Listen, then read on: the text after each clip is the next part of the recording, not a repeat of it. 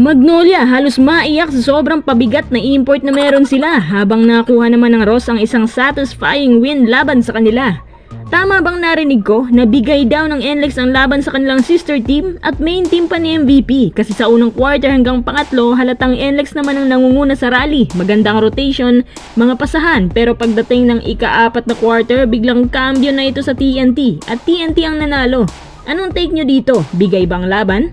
Kayo na ang bahalang humusga.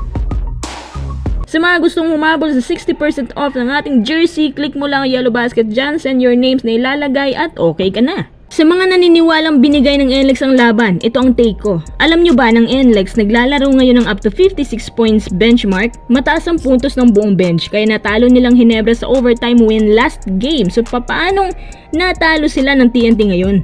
Sa first half, napakaganda ng ball movement rotation ng NLEX under coach Frankie Lim. Mataas ang kumpiyansa ng bawat isa.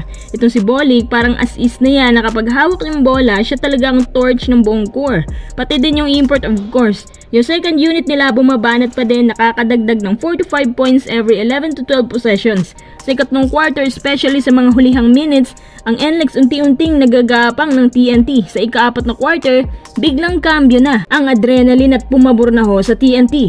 Nakakapagtaka ba? Kaya siguro nasabi ng mga tao na bigay ng NLEX ang laban dahil mailap na lang sa rebounds ang NLEX. Kumbaga, bumaba ang kanilang rebounding department. Hindi ko alam kung tinamad lang ba or baka ayaw lang talagang tumalon at makipag-agawan. Ibig sabihin sa ika-4 na quarter, maraming possessions ang nakukuha ng TNT. More possessions, more chance na makakuha ng basket. So dito pala ang bumigay ng NLEX kasi ang rebounding ang pinaka-crucial part ng playoffs, diba? Kapansin-pansin din na humihina ang hustle ng NLEX. Kaya din siguro nila nasabi na bigay. Ang NLEX pa ay kinakain ng turnovers at inalat na rin sa shooting. Bumagsak ang percentage nila sa 3-point field at perimeters. Dahil sa mga factors na yan, tinake advantage ito ng TNT at pinakyaw ni RHJ ang free throw line na kahit hindi niya ito perpektong naipasok lahat. As usual, si RHJ pa rin ang best player ng game na to. Game 1, kuha agad ng TNT. Makakaisa din ba kaya ang NLEX?